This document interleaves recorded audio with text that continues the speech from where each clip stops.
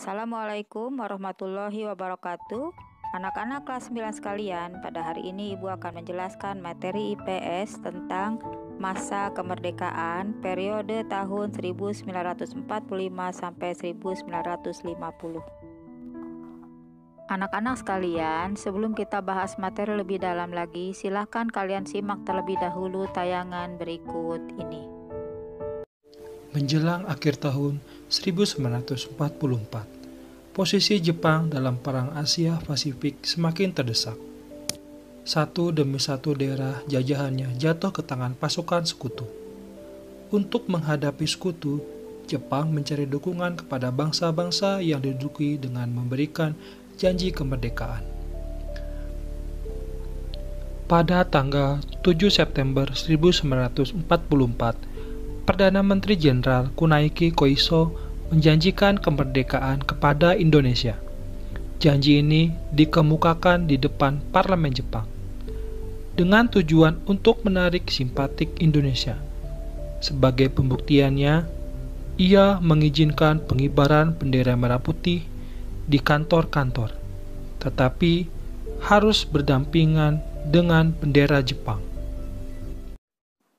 Anak-anak sekalian, setelah kalian menyimak tayangan tadi, maka dapatlah kita ketahui ada 5 hal penting pada masa tersebut, yaitu 1. Proklamasi kemerdekaan, 2. Terbentuknya NKRI, 3. Perjuangan mempertahankan kemerdekaan, 4. Perkembangan politik Indonesia masa kemerdekaan, dan yang kelima, perkembangan ekonomi Indonesia masa kemerdekaan. Hal-hal yang berkaitan dengan proklamasi kemerdekaan adalah A. Persiapan kemerdekaan Indonesia, B. Peristiwa Rengas Dengklok, C. Perumusan teks proklamasi kemerdekaan Indonesia, D. Proklamasi kemerdekaan 17 Agustus 1945, E. Sambutan rakyat terhadap proklamasi kemerdekaan. 2. Terbentuknya NKRI, Negara Kesatuan Republik Indonesia. Anak-anak sekalian, untuk lebih jelasnya silakan kalian simak kembali tayangan berikut ini. Proklamasi. Kami, bangsa Indonesia, dengan ini menyatakan kemerdekaan Indonesia.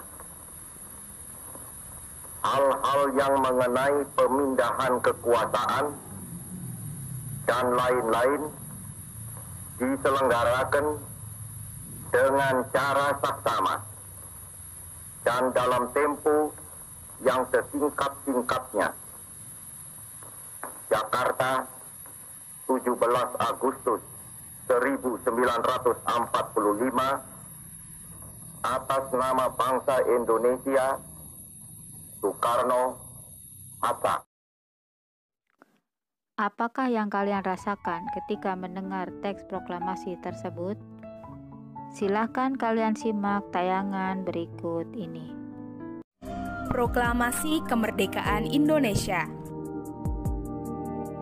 Kebebasan yang dirasakan saat ini tak lepas dari peristiwa proklamasi kemerdekaan Indonesia pada tanggal 17 Agustus 1945. Melalui peristiwa tersebut, Indonesia resmi menjadi negara merdeka dan berdaulat yang terbebas dari belenggu penjajah. Tentunya, kemerdekaan ini tidak didapat secara cuma-cuma.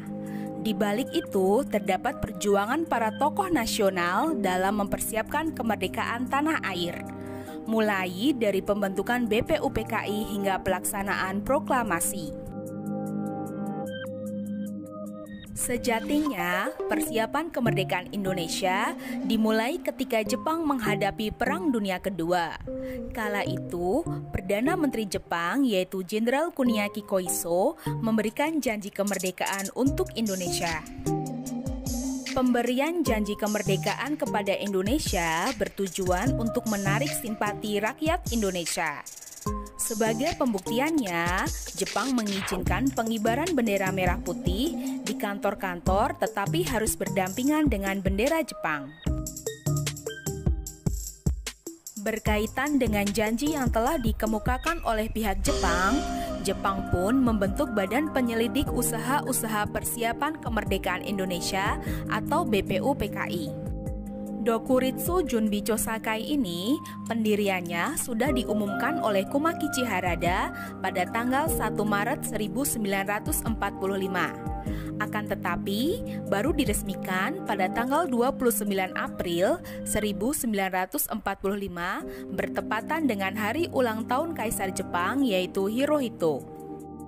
Adapun tujuan dari pembentukan BPUPKI ini adalah untuk menyelidiki hal-hal penting yang terkait dengan persiapan kemerdekaan Republik Indonesia. BPUPKI diketuai oleh Rajiman Widyodiningrat dan dengan wakilnya yaitu Raden Panji Suroso dan Ichi Bangase Yoshio. BPUPKI beranggotakan 67 orang yang terdiri dari 60 orang Indonesia dan 7 orang Jepang yang bertugas mengawasi. Dalam aktivitasnya, BPUPKI mengadakan sidang sebanyak 2 kali. Sidang yang pertama berlangsung pada tanggal 29 Mei sampai 1 Juni 1945 dan membahas tentang rumusan dasar negara Republik Indonesia. Dan sidang yang kedua dilaksanakan pada tanggal 10 sampai 17 Juli 1945 dan membahas tentang bentuk negara, rancangan undang-undang hingga pendidikan di Indonesia. Berikut adalah hasil sidang BPUPKI yang pertama.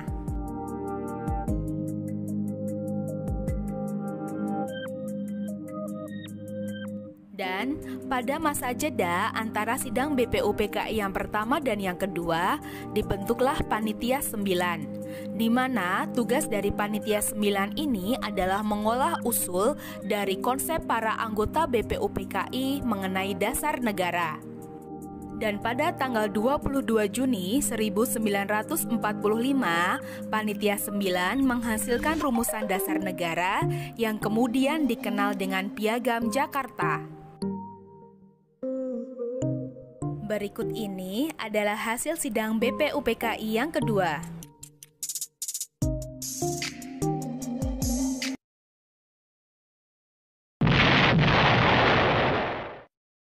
Bom atom yang dijatuhkan Sekutu di Hiroshima pada tanggal 6 Agustus 1945 makin menyudutkan Jepang dalam perang.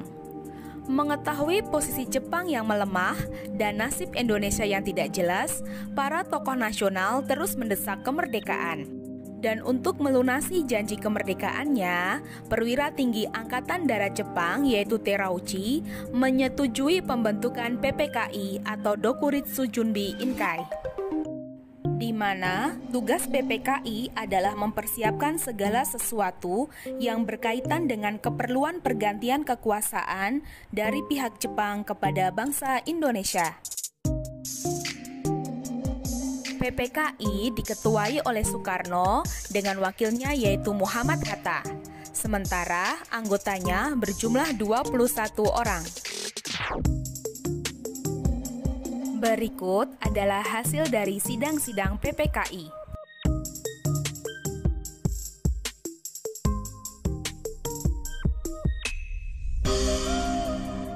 Pada tanggal 14 Agustus 1945, Jepang menyerah tanpa syarat kepada Sekutu.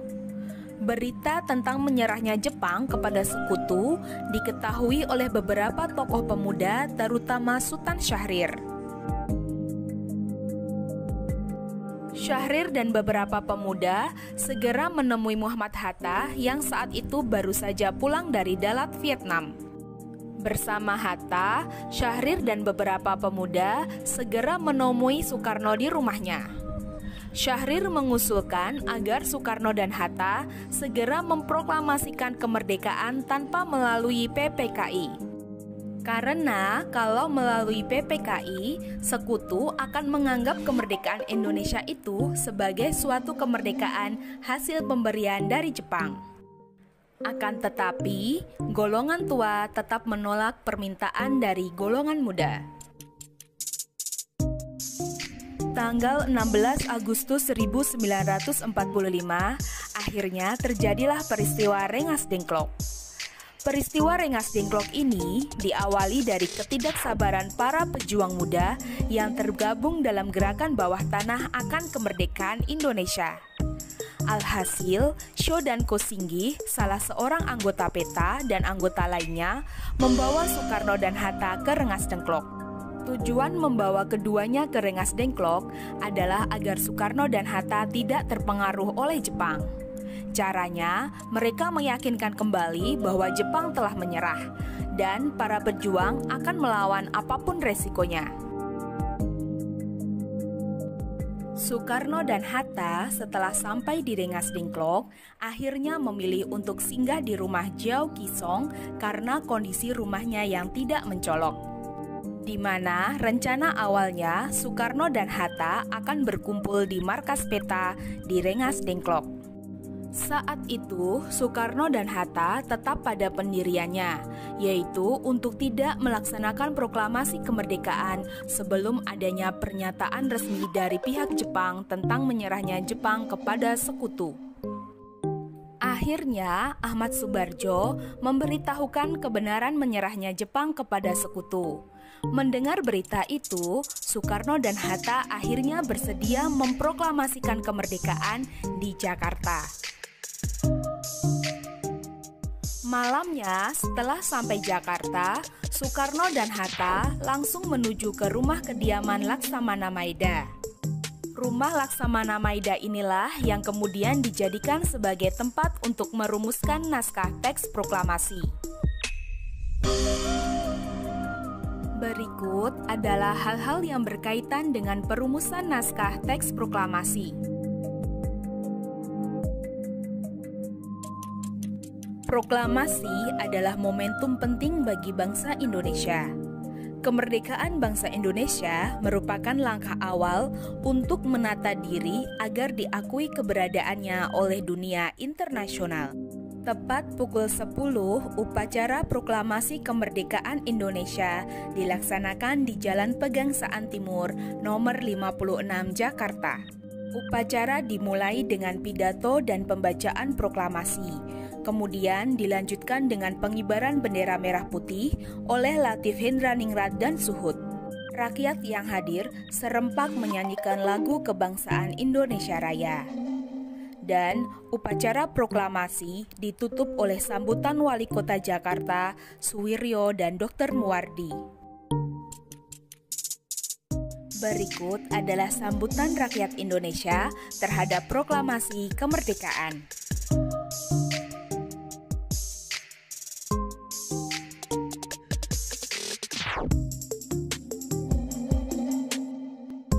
Bentuknya Negara Kesatuan Republik Indonesia.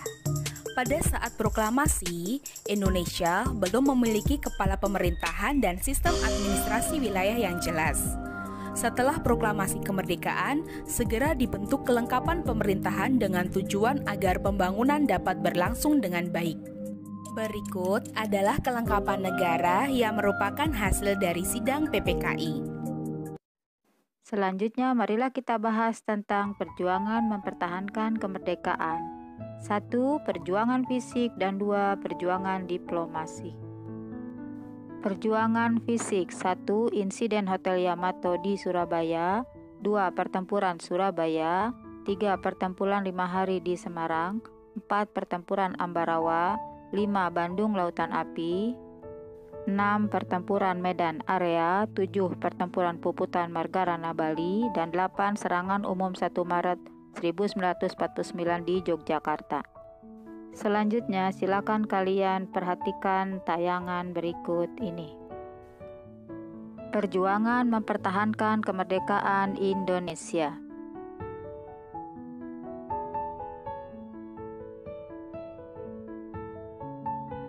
Setelah proklamasi kemerdekaan, bangsa Indonesia masih harus menghadapi Belanda yang ingin mengembalikan kekuasaannya.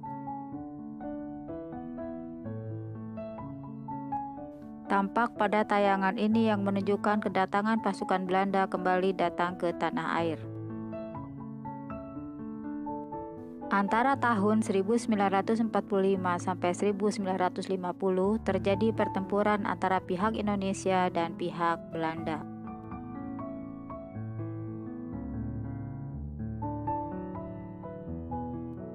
Bangsa Indonesia melakukan berbagai upaya untuk mempertahankan kemerdekaan. Upaya apakah yang dilakukan oleh bangsa Indonesia? 1. Insiden Hotel Yamato terjadi pada tanggal 19 September 1945 di Surabaya. Pemicunya adalah beberapa orang Belanda mengibarkan bendera merah putih biru di tiang bendera hotel. Tentu saja rakyat Surabaya menjadi marah. Mereka mendatangi hotel dan berusaha menurunkan bendera Belanda. Bendera Belanda yang berwarna biru dirobek oleh rakyat. Dan bendera merah putih dikibarkan diiringi dengan pekik merdeka.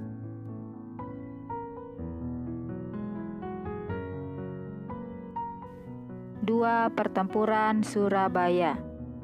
Pada tanggal 25 Oktober 1945, sekutu mendarat di Surabaya dipimpin oleh Brigadir Jenderal Malabi.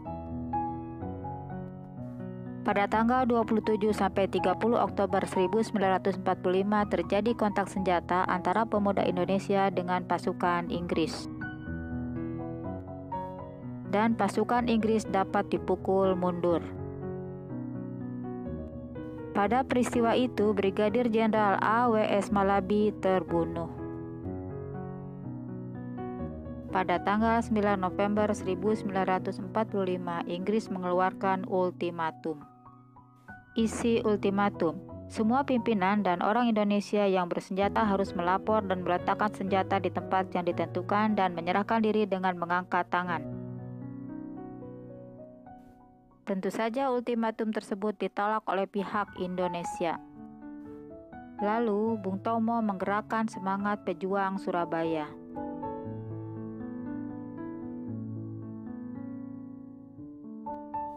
Pada tanggal 10 November 1945 terjadilah pertempuran yang sangat dahsyat. Pasukan Inggris menggempur Surabaya dari darat, laut, dan udara. Peristiwa ini diperingati sebagai Hari Pahlawan. Pertempuran 5 hari di Semarang. Penyebab terjadinya pertempuran pada tanggal 14 Oktober tahun 45 tersiar kabar bahwa Jepang telah meracuni cadangan air minum di Candi Semarang. Dr. Karyadi selaku Kepala Laboratorium Pusat Rumah Sakit Rakyat memberanikan diri untuk memeriksa air minum tersebut. Dr. Karyadi ditemukan tewas tertembak. Orang menduga pelakunya adalah tentara Jepang. Tanggal 15 sampai 20 Oktober tahun 45 terjadi pertempuran antara Tentara Keamanan Rakyat yang dibantu oleh Barisan Pemuda dengan tentara Jepang.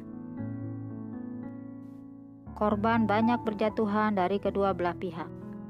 Pertempuran berakhir setelah perundingan antara Indonesia oleh Kasman Singodimejo, Mr. Sartono dan pihak Jepang oleh Letnan Kolonel Nomura.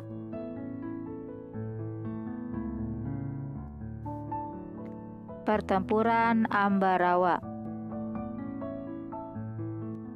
20 Oktober tahun 45, tentara sekutu di bawah pimpinan Brigadir Jenderal Better mendarat di Semarang untuk mengurus tawanan perang. Ternyata kedatangan sekutu diboncengi oleh Nika. Ketika sekutu dan Nika sampai di Ambarawa dan Magelang, membebaskan para tawanan Belanda dan dipersenjatai. Tentu saja hal ini membuat pihak Indonesia marah. Tanggal 26 Oktober tahun 45 terjadi pertempuran antara TKR dan pasukan Inggris Nika di kota Magelang. Insiden terhenti setelah Soekarno dan Brigadir Betel melakukan perundingan. Sekutu mengingkari janji. 12 Desember tahun 45 berkobar pertempuran di Ambarawa. Kolonel Sudirman memimpin pasukan dengan taktik gelar supit urang.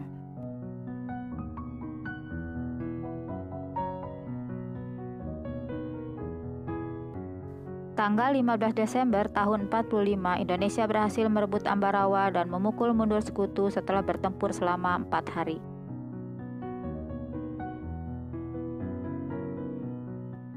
Kemenangan diperoleh berkat kerjasama seluruh rakyat di Ambarawa.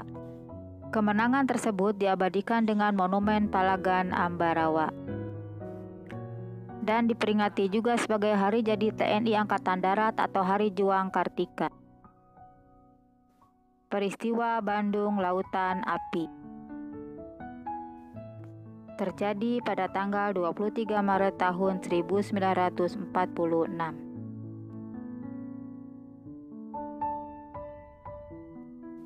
Dalam waktu 7 jam, sekitar 200.000 penduduk Bandung membakar rumahnya, dan mereka menuju pegunungan di daerah selatan Bandung. Tujuannya untuk mencegah tentara sekutu dan tentara Nika menggunakan kota Bandung sebagai markas strategis militer dalam Perang Kemerdekaan Indonesia. Tampak pada tayangan pertempuran yang sangat sengit sekali.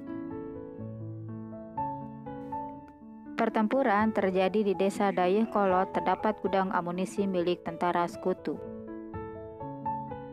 Muhammad Toha dan Ramdan, anggota Barisan Rakyat Indonesia, berhasil meledakkan gudang amunisi.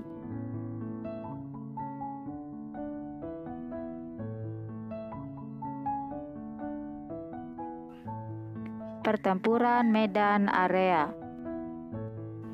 Tentara sekutu yang diboncengi Nika dipimpin oleh T.E.D. Kelly mendarat di Medan pada tanggal 9 Oktober tahun 45. Pada tanggal 13 Oktober tahun 45 terjadi pertempuran pertama antara pemuda dengan Belanda yang kemudian meluas di seluruh Medan. Tanggal 18 Oktober tahun 45, tentara sekutu mengeluarkan maklumat yang melarang rakyat membawa senjata dan semua senjata yang ada harus diserahkan kepada tentara sekutu. Tapi maklumat tersebut tidak ditanggapi oleh TKR dan Laskar Perjuangan.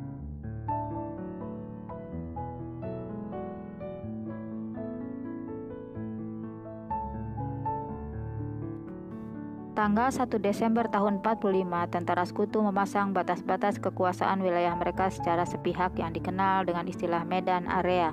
Tanggal 10 Desember tahun 45, tentara sekutu melancarkan serangan besar-besaran. Hampir seluruh daerah di Medan dijadikan sasaran.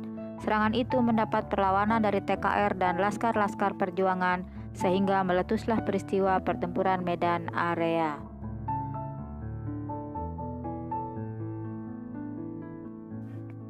Puputan Margarana. Tanggal 2 dan 3 Maret tahun 46, Belanda mendaratkan sekitar 2.000 orang tentara disertai tokoh-tokoh yang bersedia bekerja sama dengan Belanda di Bali. Letnan Kolonel I Gusti Ngurah Rai diajak bekerja sama dengan Belanda, tetapi menolak. Tanggal 18 November tahun 46, I Gusti Ngurah Rai mulai menyerang kedudukan Belanda di daerah Tabanan. Satu detasmen polisi lengkap dengan senjatanya berhasil dilumpuhkan. Untuk menghadapi pasukan I Gusti Ngurah Rai, Belanda mengerahkan seluruh kekuatan pasukan yang ada di Bali dan Lombok, yang akhirnya pasukan I Gusti Ngurah Rai dapat dikalahkan dalam pertempuran Puputan. Puputan artinya perlawanan sampai titik darah penghabisan di Margarana di sebelah utara Tabanan. Peristiwa tersebut kemudian dikenal sebagai Puputan Margarana.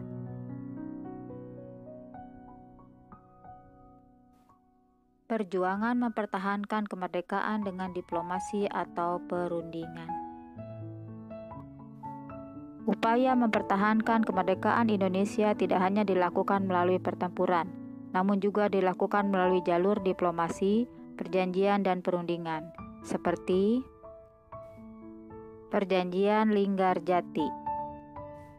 Perjanjian ini berlangsung mulai tanggal 15 November 1946 sampai dengan 25 Maret 1947.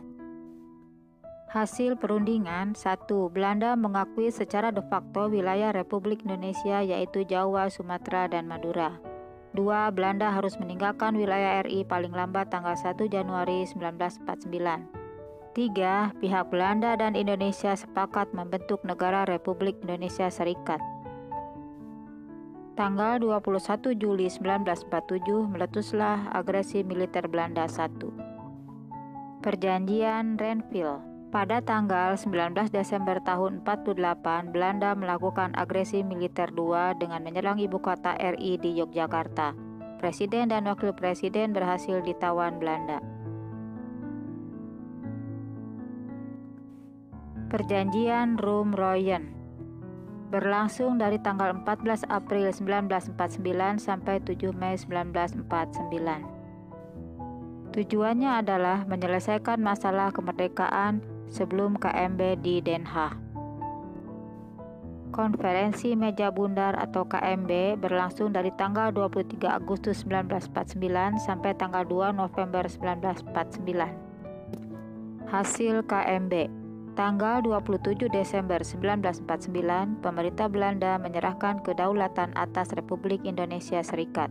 Masa penjajahan Belanda di Indonesia berakhir. 4. Perkembangan politik pada masa kemerdekaan. A. Republik Indonesia Serikat. B. Kembali menjadi NKRI. C. Gangguan keamanan yaitu pemberontakan PKI Madiun 1948, pemberontakan DITII Darul Islam atau Tentara Islam Indonesia di Jawa Barat, di Sulawesi Selatan, Aceh, dan di Kalimantan Selatan. Perkembangan ekonomi Indonesia pada masa kemerdekaan. A. Permasalahan inflasi. Selanjutnya, simaklah tayangan berikut ini. Hiperinflasi adalah keadaan menurunnya nilai mata uang secara berlebihan. Kondisi tersebut disebabkan oleh beberapa hal, antara lain 1. Peredaran mata uang Jepang yang tidak terkendali. Yang kedua, kekosongan kas negara. Yang ketiga, pajak dan bea masuk yang kecil. Dan yang keempat, hasil pertanian dan perkebunan yang tidak dapat diekspor. Indonesia pada awal kemerdekaan tidak memiliki mata uang sendiri, sehingga Indonesia menggunakan 3 mata uang yang beredar saat itu. Yang pertama yaitu ada mata uang Jepang, yang kedua ada mata uang Gulden Hindia Belanda atau mata uang Nika, dan yang terakhir ada mata uang De Javase Bank. Masalah ekonomi yang kedua adalah adanya blokade laut. Untuk itu, silakan kalian simak tayangan berikut ini. Setelah kemerdekaan Indonesia, Belanda berambisi ingin menguasai kembali wilayah Indonesia. Keinginan untuk menguasai Indonesia terlihat jelas ketika Belanda melakukan blokade ekonomi sejak bulan November 1945. Dalam pelaksanaannya, Belanda memusatkan blokade di jalur perdagangan laut. Adapun tujuan Belanda melakukan blokade ekonomi yaitu antara lain 1. Mencegah masuknya senjata dan peralatan militer ke Indonesia. Yang kedua, mencegah keluarnya hasil-hasil perkebunan milik Belanda dan milik asing lainnya. Dan yang ketiga, melindungi bangsa Indonesia dari tindakan dan perbuatan yang dilakukan oleh bangsa asing.